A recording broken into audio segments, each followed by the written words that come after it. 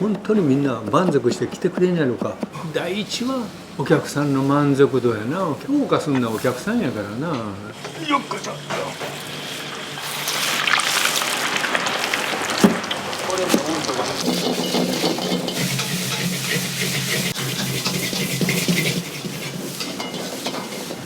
反省をしてもう生きるか死ぬかっていうふうなそういう気持ちで斬新を持って仕事をする。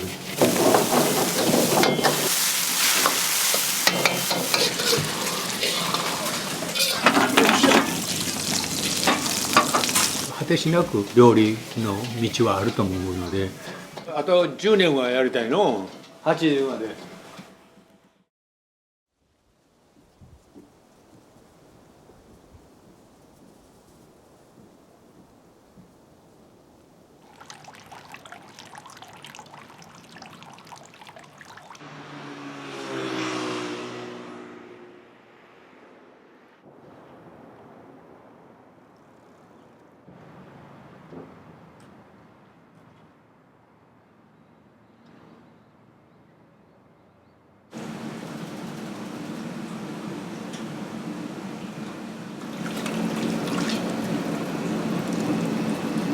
よし。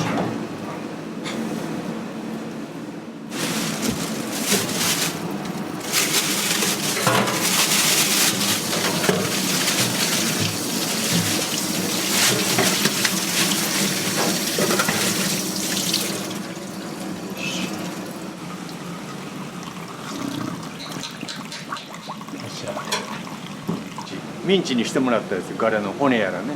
よく足のもみじとかよく言いますね、スープにね。そういうのも全部含めてミンチにしてもらってる。それと豚のミンチで、もう一つは鶏肉の丸そのまま、それをアクを全部取って薄いすまし透き通ったスープにします。私はね、昭和26年生まれで73歳です。生まれは京都市内なんですけど、ずっと小さい時から京都府の美山町っていうところなんですよ。かやぶきの里とかそういうようなところで育って、18歳になってから京都の祇園の花見小路っていうところの竹家っていうここのお店に修行見習い、でっち奉公をしたんです。20代になってからですね、愛知県の東海市に私と弟と、男2人で住居付きの小さな店舗でしたので、2人で住んで、その時にすごく苦労をした思い出はやっぱり味が全然違うんですね。京都の中華料理と愛知県の中華料理、愛知県の場合は味噌文化、習った料理をそのまま出したら全然ウケない、こんな薄いのは何やとか味のことで苦労しました。で30近くになった時に両親がこの亀岡に来て焼肉小料理屋をこの土地でやってました。私長男でもあったし、私と家内と相談をした結果、それでほんならこっちに来ようかということで、自分で独立自営をしてからもう50年近くなるけれども、でも今年でこの店で45年ですわ。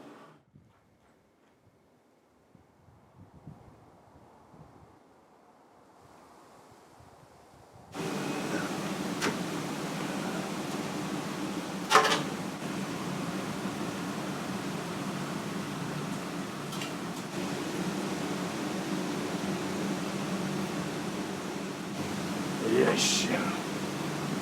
これはこれでまた煮豚でね、こうして炊いています。こうしてこれは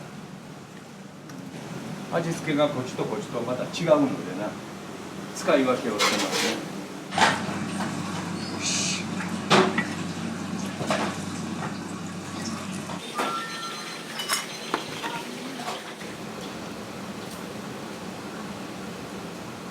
京都市内っていうのは和食の文化、京料理っていうのは根強くずっと浸透しとったので、刺激のあるもの、ニンニクがあるもの、香辛料があるもの、いわゆる花町にいわゆる接待をされる人はご法度の調味料やね。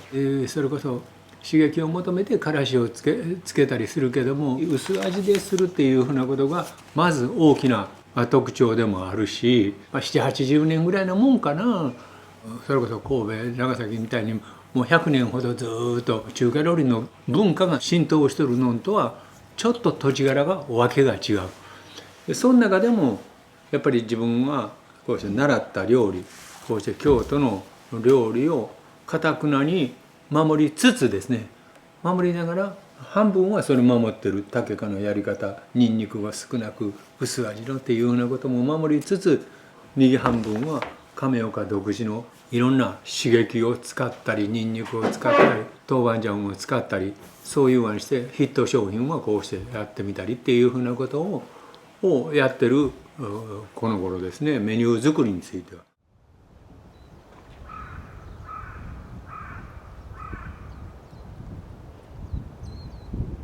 春巻きとかああいうのでもこうしてな。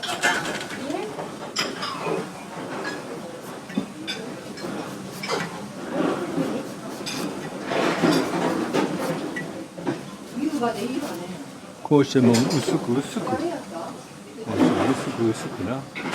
これで両方ともこうペラペラにする。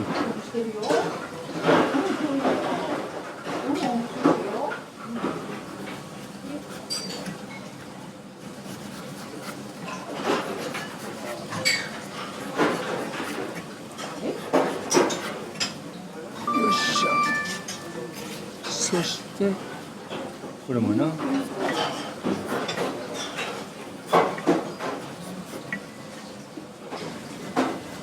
まあ薄い紙切れのようなイメージな。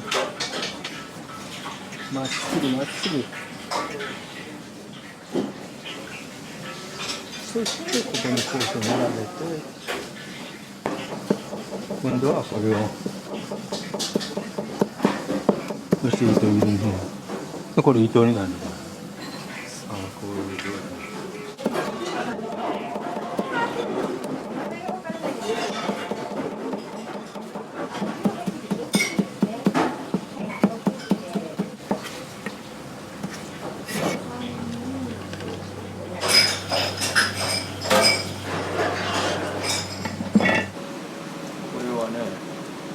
これは春巻きの具材ですわ。ネギ、たけのこ、しいたけ、カニ、全部細く切って今から炒めていきます。ちょっと豚肉の細く切ったのを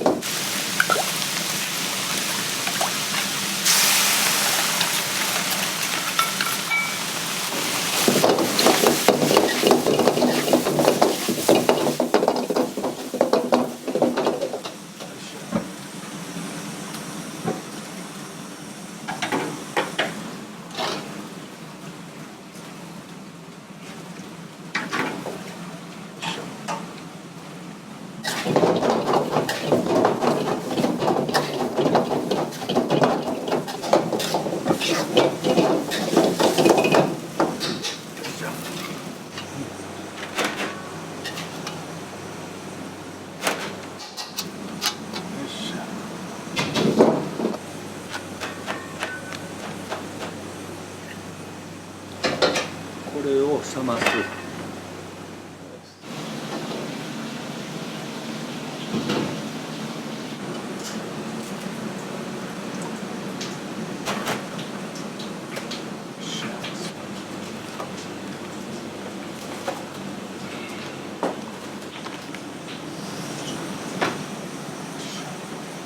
はい。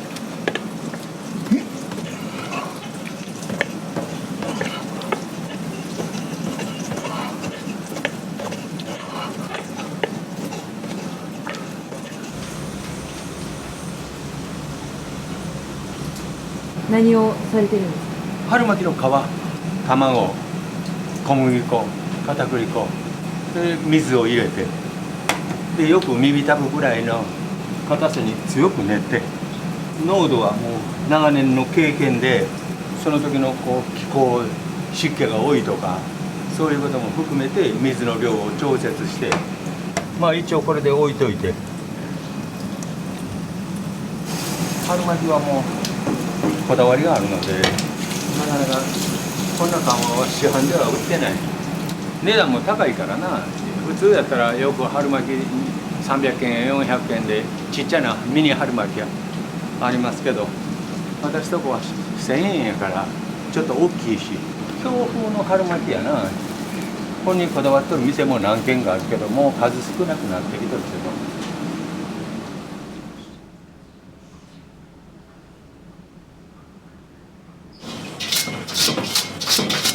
これも火力がものすごい火力と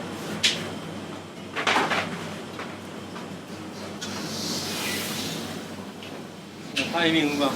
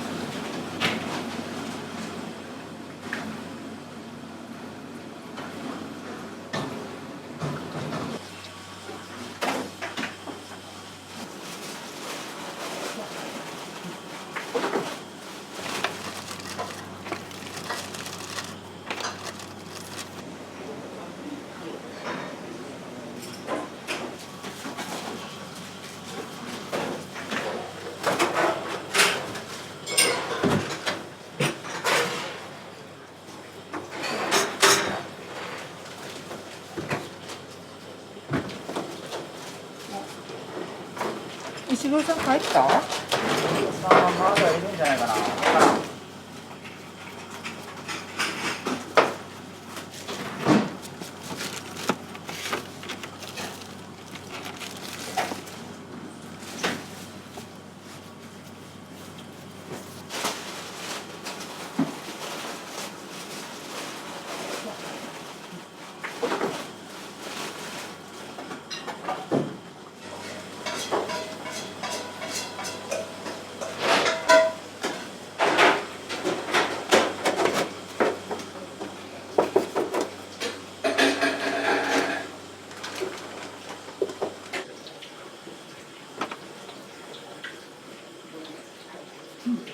よし。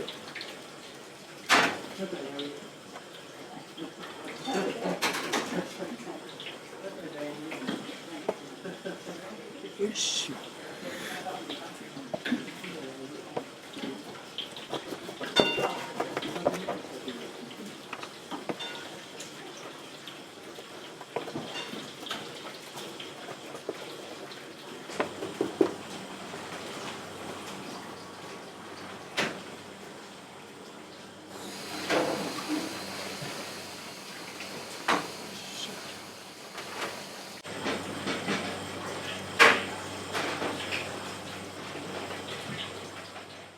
本当にみんな満足して来てくれんやろか。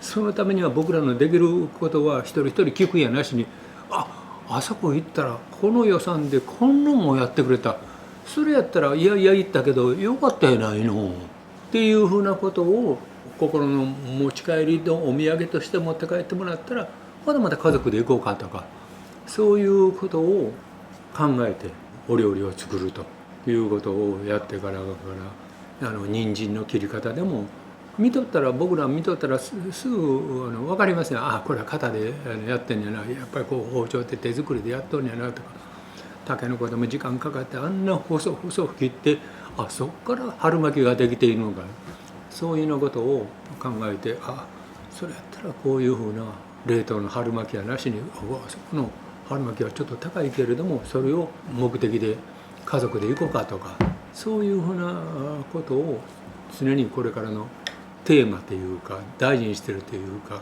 こだわりでね、それでやってるようなことです。こ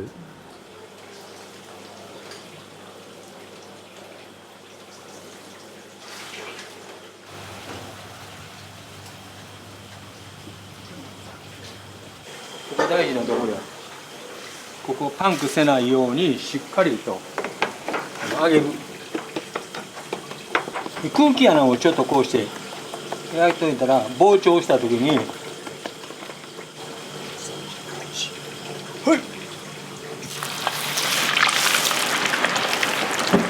れも温度が難しい。こうはしてちょっと熱い油の方がいい。で一本一本こうひっついたら破れる可能性があるから、こ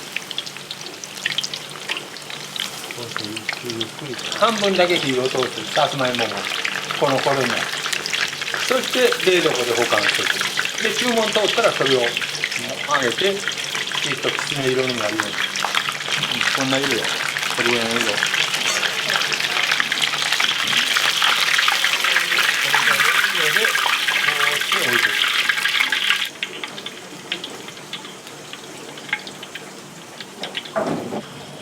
よっこいしょ。大阪ではないと思うこれね。京都の春巻きですわ。こうして細長いジャンボ。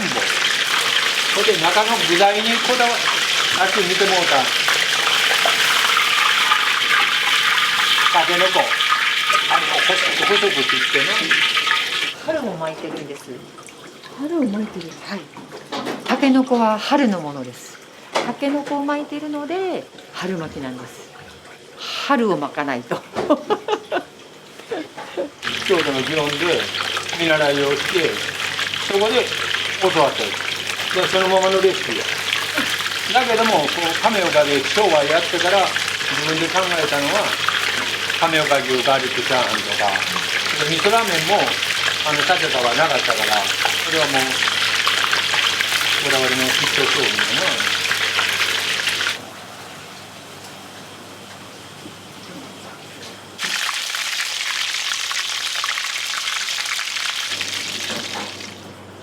半分に8等分にします。こうな、スッ、そしたら丸くこうな。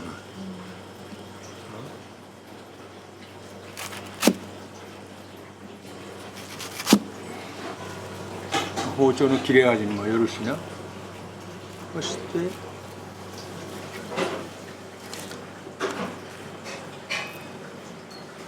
れで完成。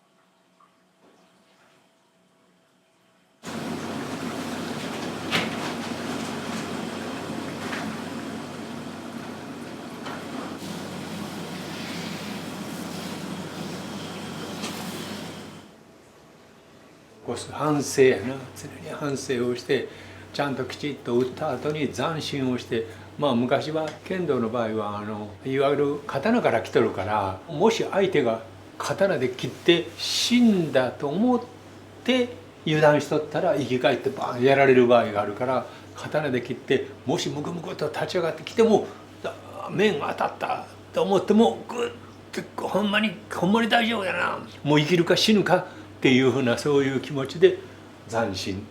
だから僕らの仕事でもお客さんがラーメン食べた、あるいは A ランチ食べた B ランチ食べた言うても出したらええっていうもんじゃなしに、本当に出して本当にお客さんが満足してまた来ようかなという気持ちを持って、もうあそこの店もう行かんとこかい、もっとひどかったらダーッと言いふらすというふうなことがありえないようにって斬新を持って仕事をするというのは、もう料理でも一緒やし接客でも一緒やし対応でもずっともうそういうようなことを考えながらまあ仕事をする。よく料理は心ですとかよう言うけども、本当に気持ちを持ってやらんことにもあかんと思うし。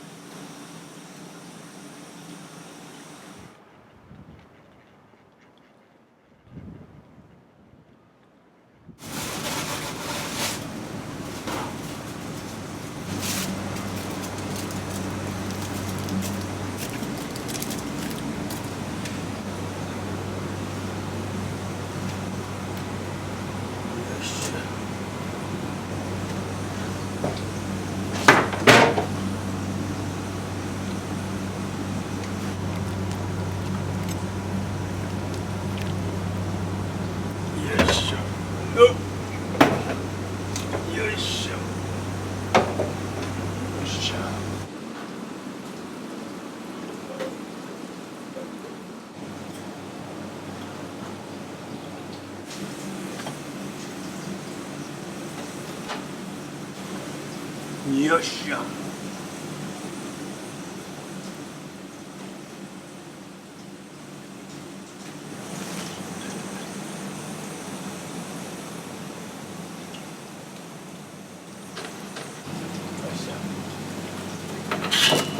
ここまでできたらこの野菜や玉ねぎ、キャベツ、ネギ、生姜、人参の皮、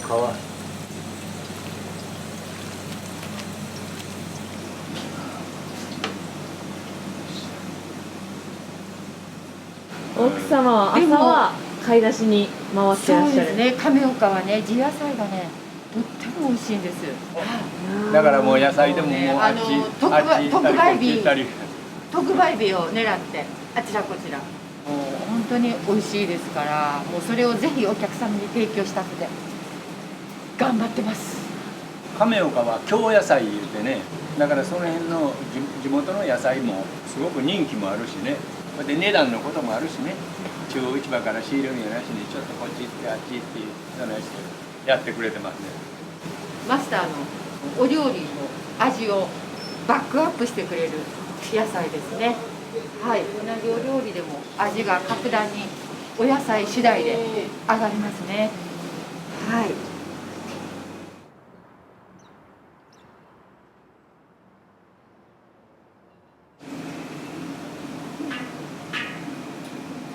今もう完成や。よっしゃよっしゃ。ラーメンとかチャーハンのこういう具材やな。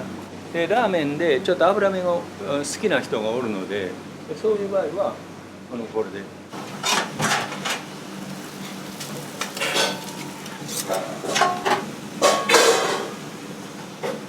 部位がまた違ってこっちはバラなんやけど、こっちがもも肉、豚のもも肉、こっちはあばらのところね。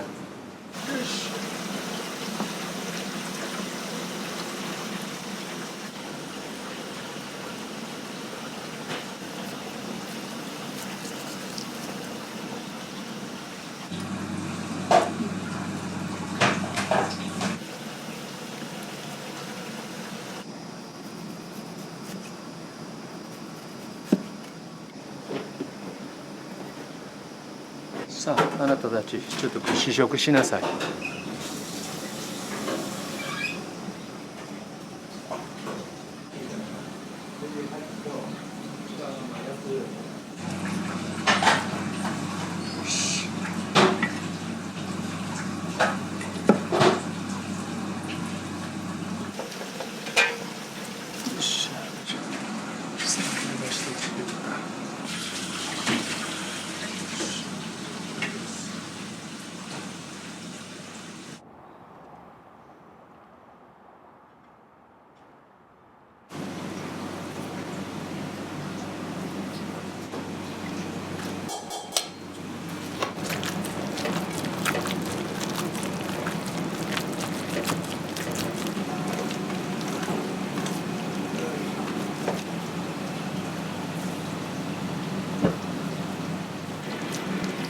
よっこいしょっと。よ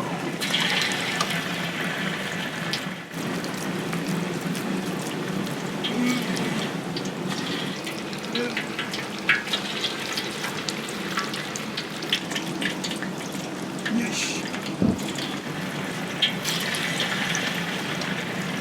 お手軽に時間もない人はお手軽にやるっていうメニューもやってますじゃん。ご飯とかとスープだけでいいですよっていう200円でも安い方がええと。それと私とこはもうご飯の量もこだわってできるだけ小とかもっと少なくしてくれとか大盛りと普通の間ぐらいとかそういうのはもうお客さんにもきめ細かくどれぐらいの料理しましょうかって。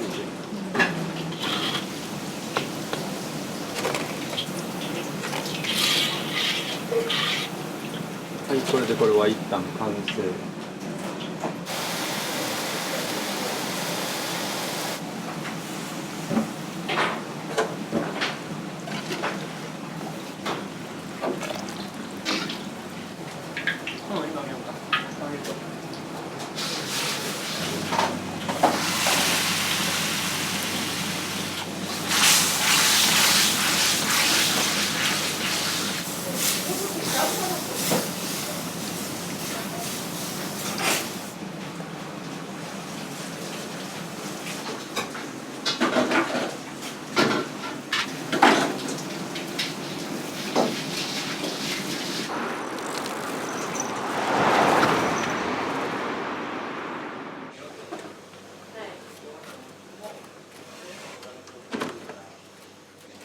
お天気良くて良かったですね。ね。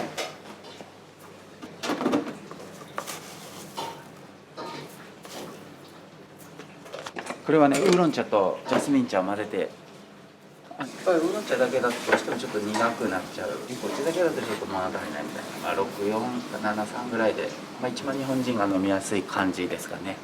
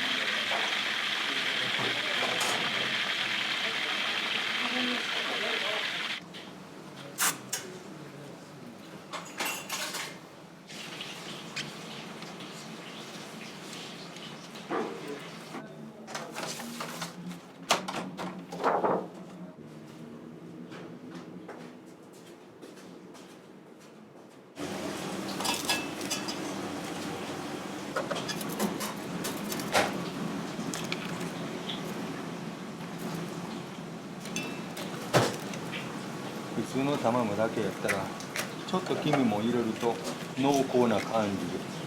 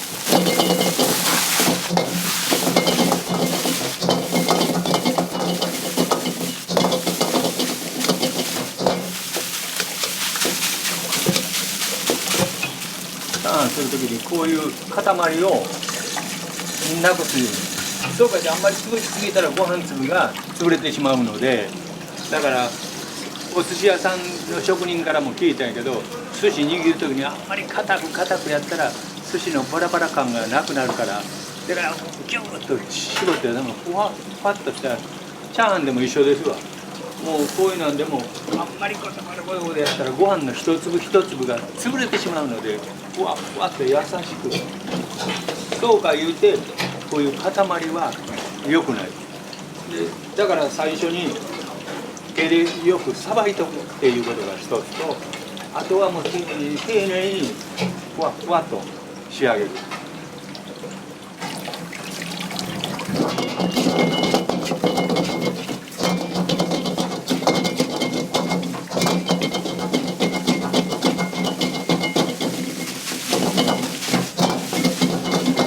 ここで押さえすぎない、押さえすぎていけない。ふわふわっとほどく感じ。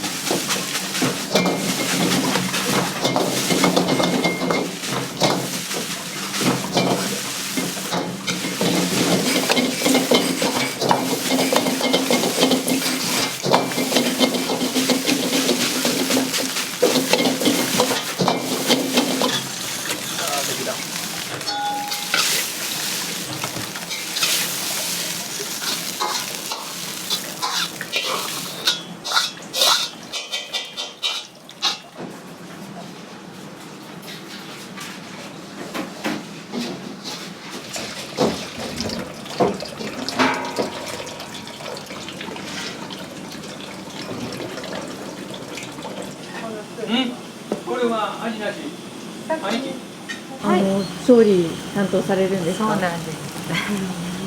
何を担当されてるんですか？ほとんどラーメンですね。ラーメンばっかり。で横でお父様が鍋を振ってっていう。そうですそんな感じ。もう結構昔からお手伝いみたいな感じ。そうですね。昔からはい。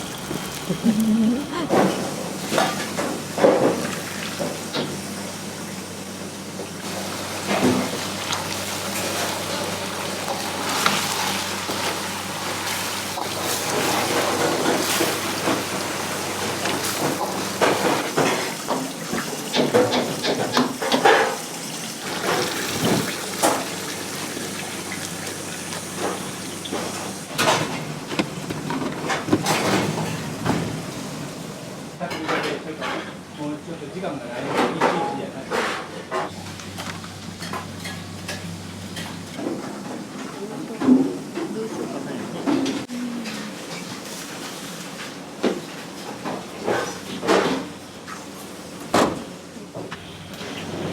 で次男がホールの方の責任者になってやってくれてるし、娘は子供がおるから孫がおるから幼稚園預けてその短時間だけ昼のランチだけ手伝ってくれてます。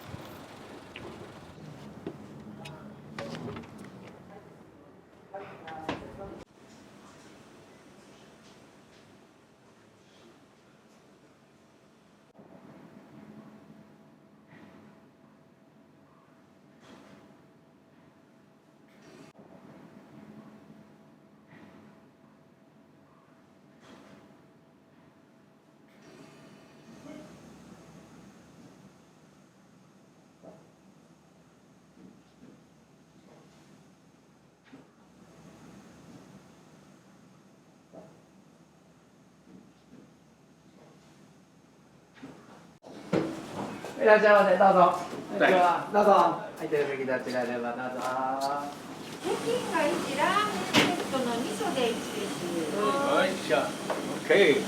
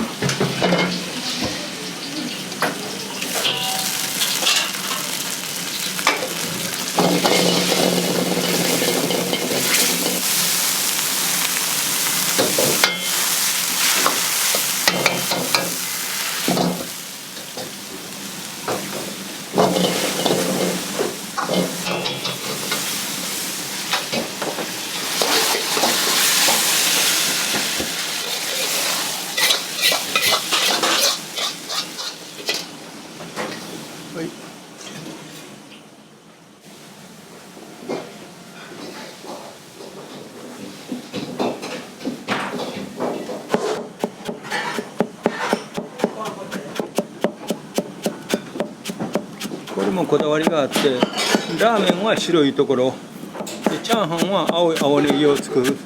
白いところの方が香りがあるから、だからラーメンに適してる。できるだけそれも細く切ってね。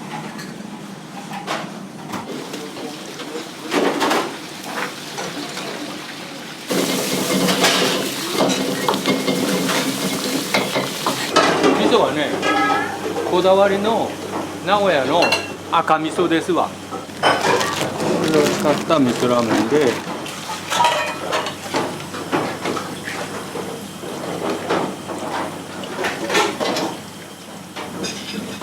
はな、もう味噌ラーメンのタレを作っとるの。ミンチを入れて、もちろんスープもたくさん入れて、豆板醤とか砂糖、醤油を入れて味付けをしてる。だからこの味噌に豚ミンチがコツやな。豚ミンチを入れて。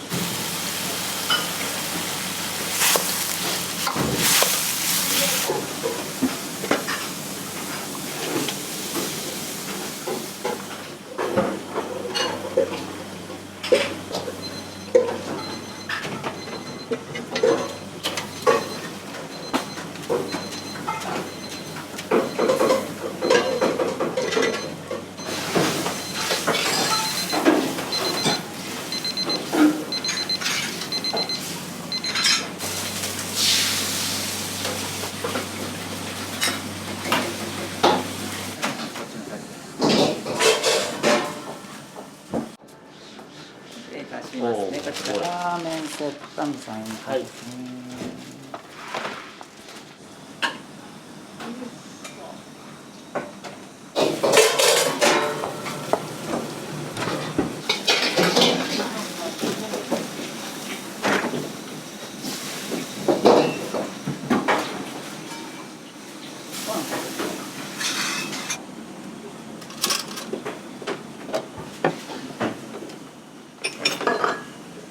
失礼いたします。こちらが北京ランチですね。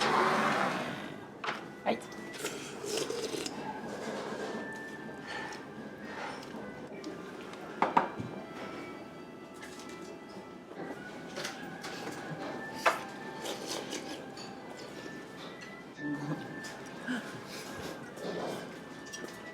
お味はいかがでしょう。美味しいです、味噌ラーメンが。もうでもずっとここに住んでるんで、はい、20年ぐらいは通ってると思います。月1回母親の時から母親に連れてきてもらって、やっぱり味噌ラーメンが多分一番美味しいと思うんで、特に冬場に食べたらすごく美味しいですね。温まるんで、はい。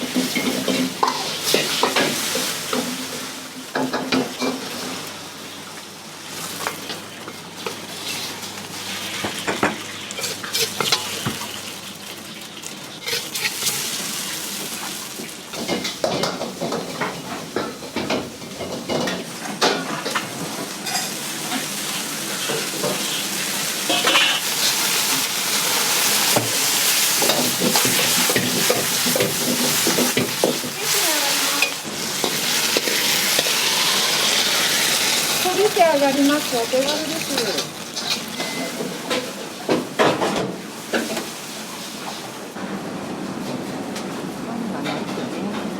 このご飯美味しいですよ。亀岡さんのお米は美味しいですよ。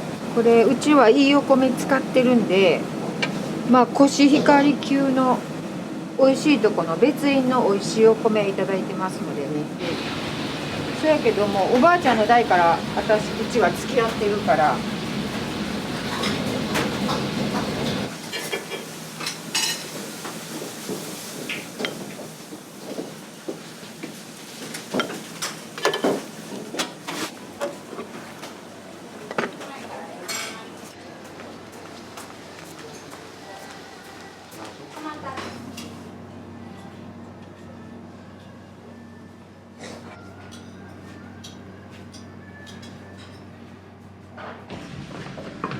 右どう？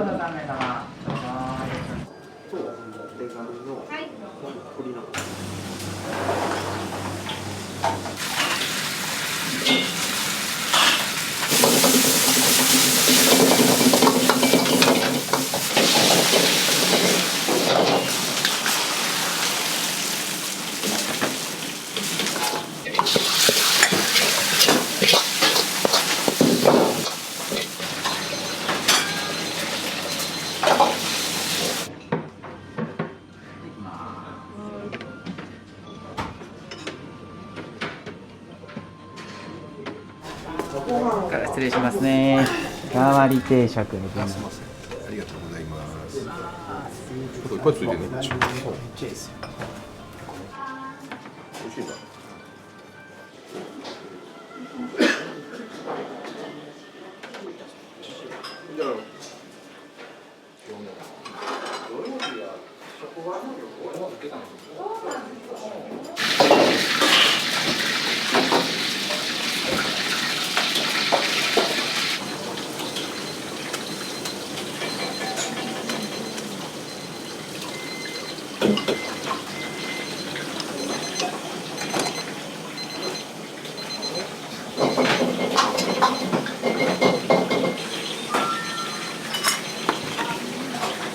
打ち切りやったんやけど。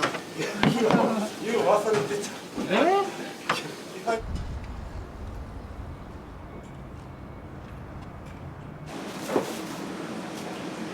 よっしゃ。よっこいしょった。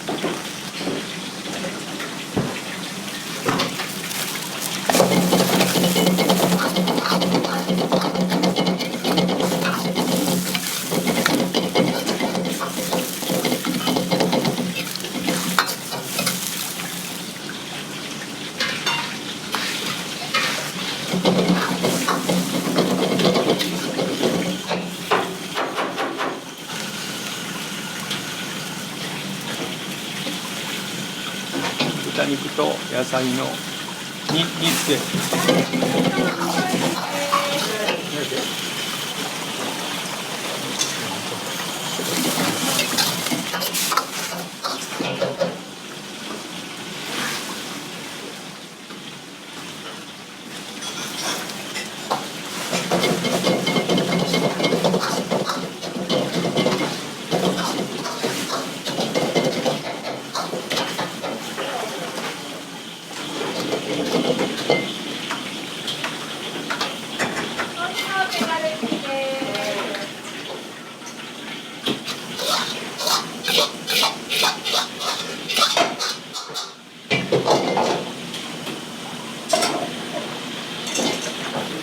よっしゃ。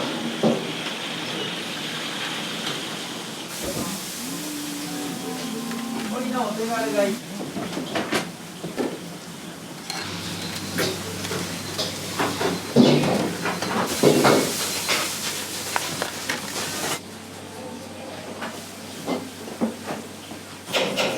ミニラーメンが1です。はい。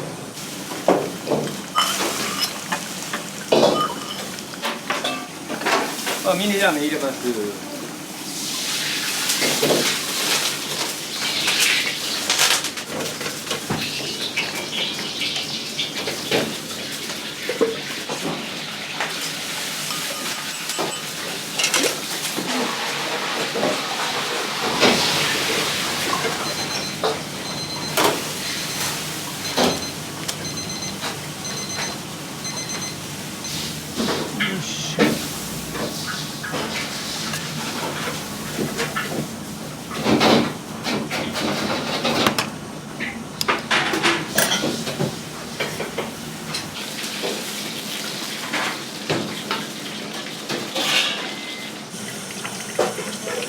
豆にこうしてね。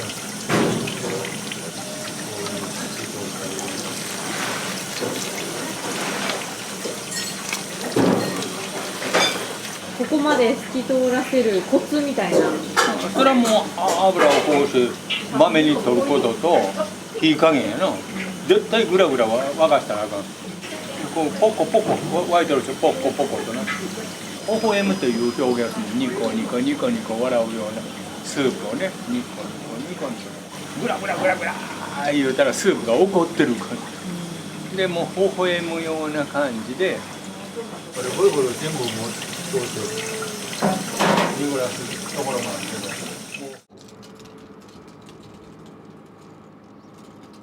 どうぞ、空いてるお席どうぞ。失礼します。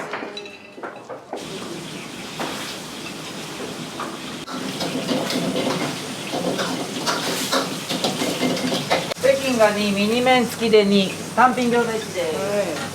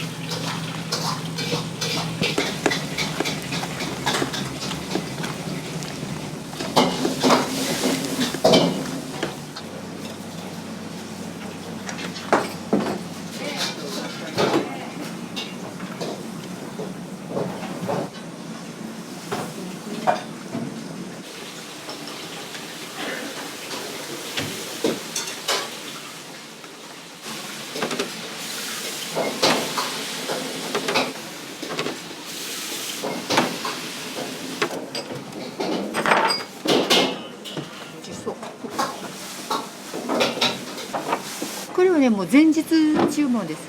どういった方がご注文されて？事務員さんですね。でも結構ね、よく出てる印象があったので。そうですね。まあ日によりますけどね。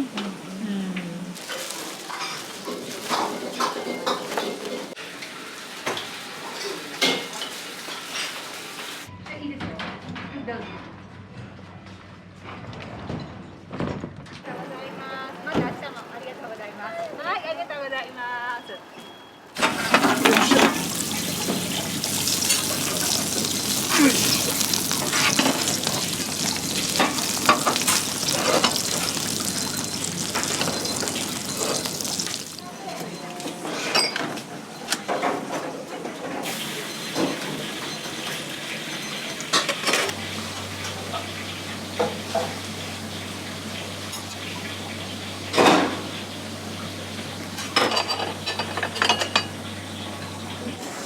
ざいます。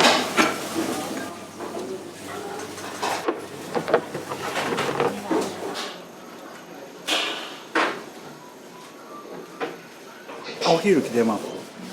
ほぼ毎日。ほぼ毎日。まあでも日替わりあったりで飽きないし、味付けもそんな濃くないし、食べやすいです。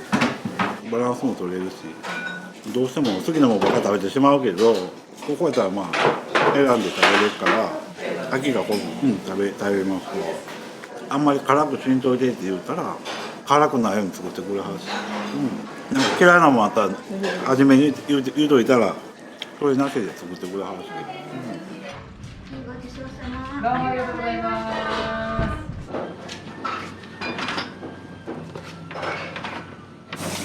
す。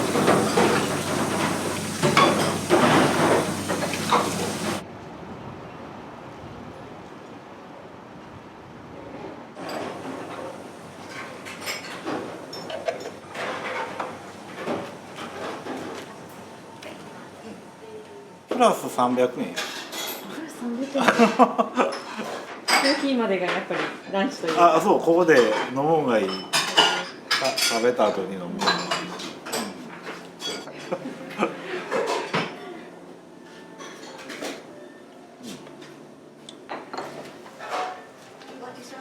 どうもありがとうございます。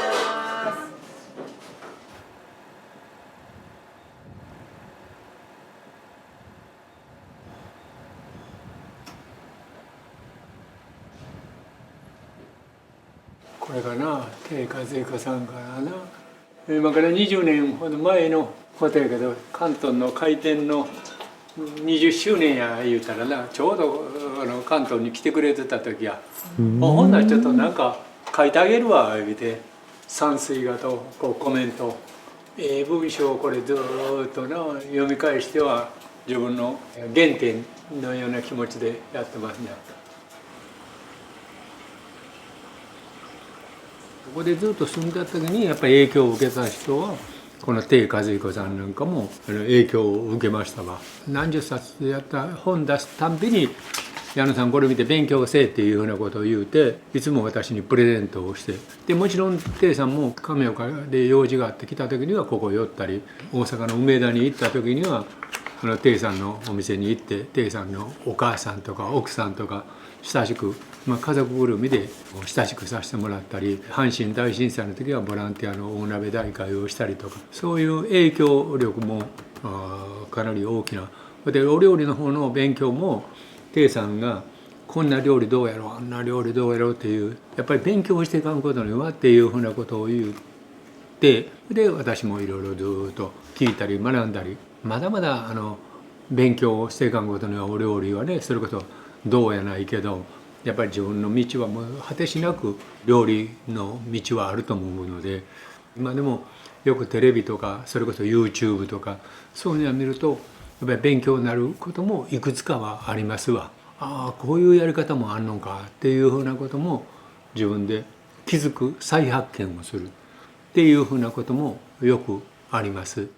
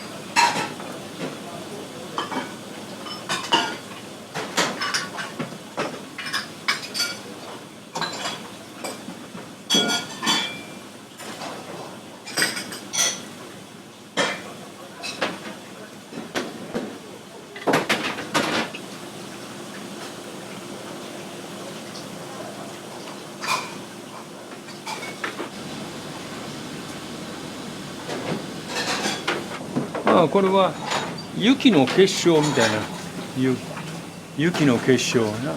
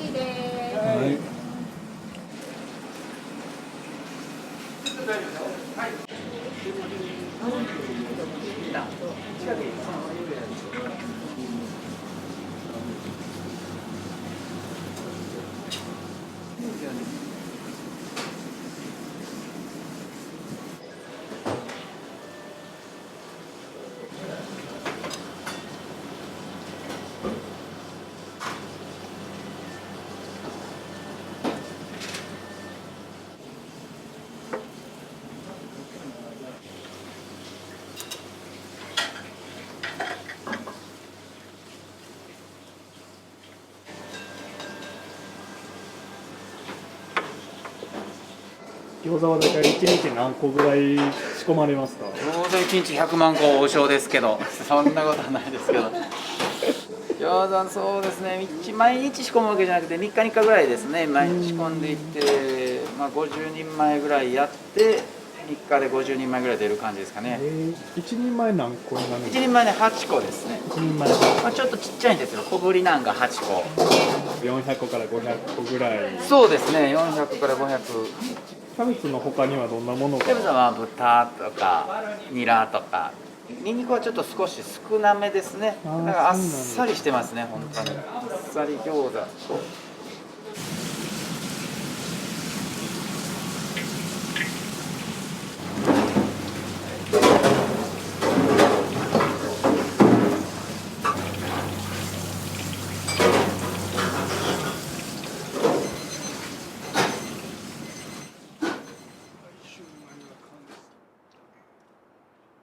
あと10年はやりたいの。80まで、子供たちもだいぶ戦力いうか料理のことも興味持ってやってくれてるけど、まだまだ私がおらなあかん場合もあるし。80まで。ああ、80までやるつもりです。おかげさんで健康で、耳がちょっと遠なったから、ちょっと今みたいに電話の応対とか接客とかその辺がちょっと不具合を生じて、だんだん息子たちに任してるんだけど、あとはもう舌もしっかりしてるし、足腰とか手でも中華鍋でも全然大丈夫だし。中華お好きですね。中華料理は大好きや。やっぱりこの間もちょっと京都のそこに迎えてある森幸さんっていうところに行って、昼からちょっとビール飲んで紹興酒飲んで、クラゲとかバンバンジーとかいろいろでも昔の話をずっとやって、そういうのも楽しみの一つっていうのは、勉強もなるし楽しみの一つよね。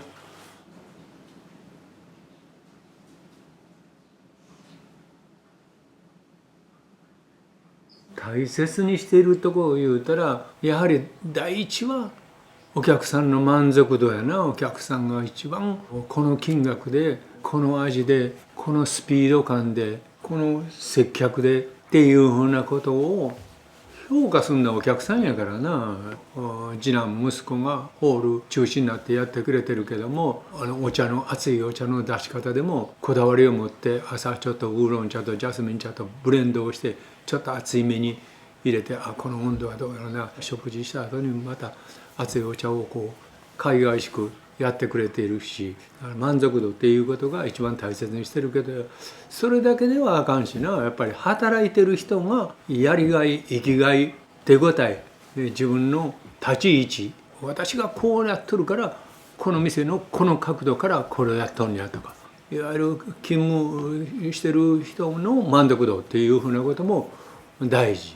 よく散歩よしっていう話も聞くと思うけど、やっぱりお客さん、働いてる人、そして業者もいわゆる信頼関係の下で、そういうところが円滑に回るように、常に満足ができるようにっていうふうなことを考えてこだわってやってるっていうことです。もうこの頃その中華料理だけと違って、日本全国京都府が働き手がだんだん人口減少からこうしてなってきとるから、僕らみたいにもう60代70代がもう私は元気でこうして仕事をやれるから、倒れるまでは一生懸命ずっと仕事はするけども、普通のサラリーマンの人はもう定年退職過ぎたらあとは年金で生活。だから日本の国がもうだんだん重たくなってきてるわな。今もっともっと子だくさんになって、将来がずっと日本の国を支えるぐらいにならんことには具合悪いんやけど、それがもう日本だけに限らず京都府だけに限らず、この亀岡もだからその辺も大きな課題の一つとして、なんとか今おるスタッフも大事にしながら、誰か働きでっていうふうなことを考えているのが関東だけと違うけど大きな課題ですわ。お父ちゃんお母ちゃんも何十年前に亡くなって、家内の方の名古屋のお父ちゃんお母ちゃんも亡くなったけど、今おる5人は健康でこうして素直に育ってくれたし、何年かに1回集まってファミリー会をしますには、ここ座敷もあるし食べるもんも容器あるから、だからこう集まってはビール飲んでバーって言って近況報告やね、そういう家庭円満っていうかファミリー円満っていうか、私が一番家族の中では家長ですので、だからその辺は頑張って家族の安泰っていうか家族の平安ファミリーのね、その辺のことも考えながら仕事をしてるようなことです。来てもらうのを楽しみにしています。ありがとう。はい、元気でね。ありがとうございました。